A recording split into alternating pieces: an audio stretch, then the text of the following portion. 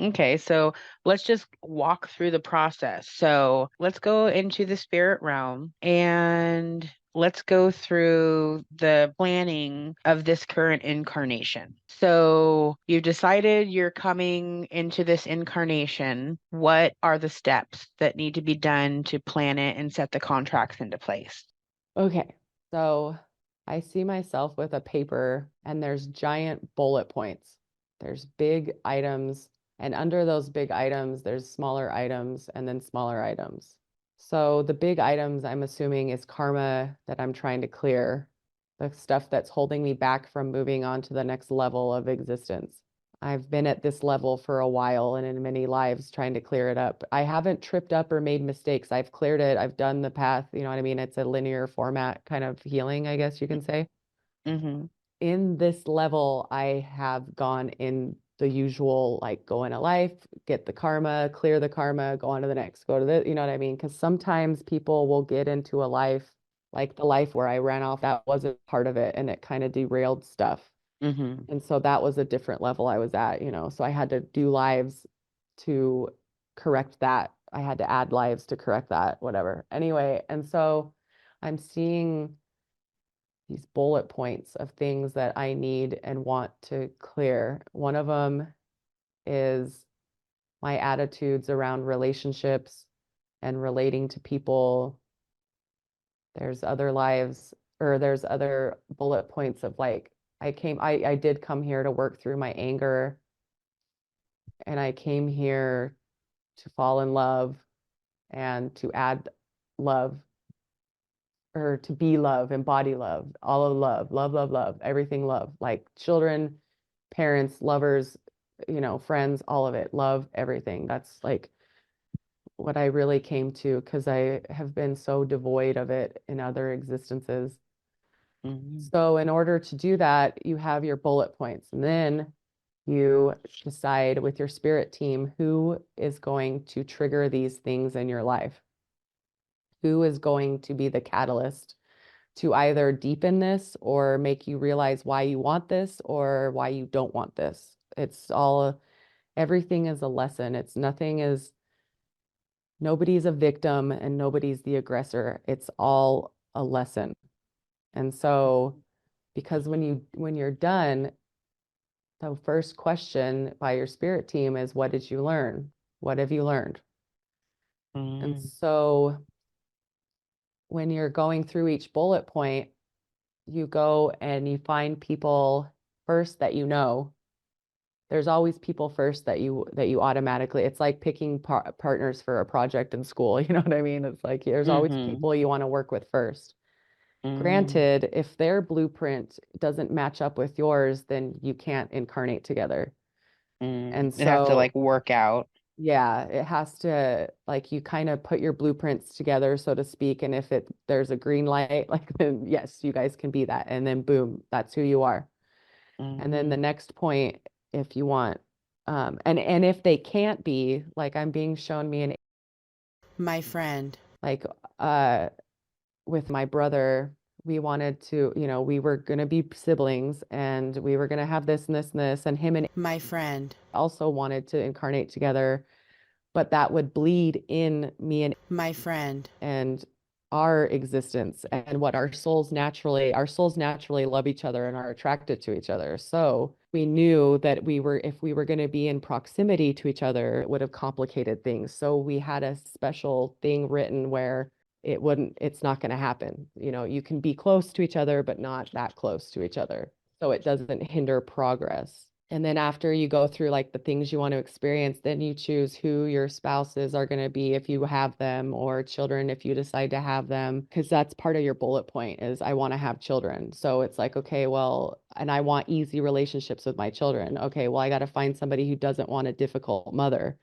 And Right. so, and so, yeah, so it's like you choose people who want to, or, you know, your kids could have been the one that said, I want a mother who teaches me and who's smart and spiritual, you know, and that's like, oh, well, hey, I'm that. I'll be your mom, you know. So it's like a Mm-hmm. lot of the times it's your kids who choose you, you know. In fact, they do. You have the freedom to choose who your parents are going to be.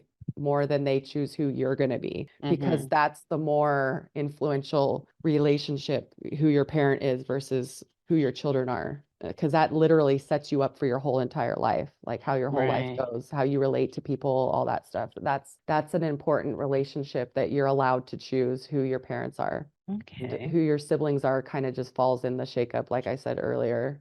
If it happens to be just someone that you have something to work out or not. Yeah.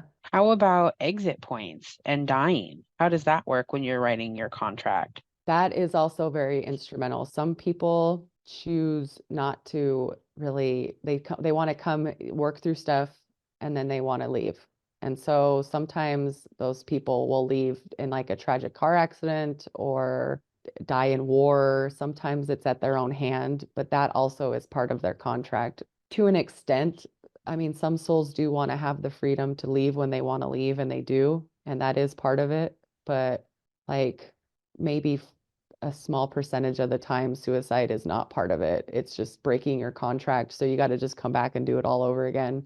Mm-hmm. You can't ever escape it. Right. But exit points, also the factors in that are how you lived your life. The term live by the sword, die by the sword is very prominent in this vision that I'm seeing. If you live a life where you're constantly hurting people, you're just bringing that energy back to you. So you will exit in much the same manner. And some people understand going in when their lives are that way, that yeah, then I'm going to die tragically, so to speak.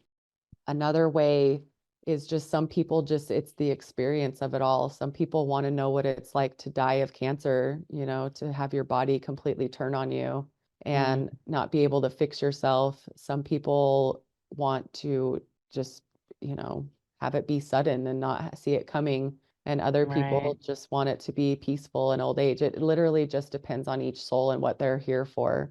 Do we have multiple exit points where we have choices, or is the actual death predetermined before, like in the contract? Yes and no. Yes, it is. There are exit points, yes. And those exit points are also in other people, are woven into other people's lives too. So it's like if, like, let's say I have 5 exit points in my 20s. My brothers may have points in their contracts where they could lose a sister. And so it would set that lesson into motion whenever I exited. You know what I mean? But if I never took those Mm-hmm. points, then that lesson would just not be learned in this lifetime. It's a possibility. So it's Mm-hmm. like it's there, and the souls all understand that it's there. But it's Mm, a matter of if you're ready for that point, or if you need more time. Sometimes the soul needs more time. Other times the soul isn't meant to go yet, but they can if they want to. So it's like if mm-hmm. you want to endure a little bit longer, you can. But yeah, but the actual finality of death, if the exit points aren't reached, yes, that is predetermined. That is the original goal, but the exit points can be an alternative. Mm-hmm. Do your spirit guides help you with it, or the council of elders, or who helps you with that? Yes, it's a whole team I'm being shown. There's a lot of people around. I'm sitting in an auditorium, like a college classroom, it looks like almost, and my spirit guides are around me. Some key members of my soul family. I mean, I even want to say there's parts of it, the planning where you're with Source, like Mm-hmm. you go visit and go over, and it's not like planning a life isn't some willy-nilly. I mean, it's a delicate balance, and you meet with a lot of different entities to ensure that it's all going to work, because I'm being shown me meeting with Source before this life. I feel like I'm not confident in myself that I'll make the same mistakes, and Source is just reminding me of my purpose and my mission and what I set out to do, and that I can do it. I'm even being told stories that he has of his existences where he didn't feel worthy. That's really Mm-hmm. sweet. But yeah, like you can meet with anybody you want, and if it's all there to help you. Like you can go into the where the records are, you could go and see and learn in classrooms and stuff and all that. But it's like the whole everything is part of planning. It's like I just see the entire universe is there with you and for you, because everybody's mission is great, and the whole universe just stops what it's doing to help you plan and make sure it's exactly what you need. which is really beautiful. It's like nothing is by chance and nothing is by accident. All the suffering, all the glory, all of it, it's all part of the plan.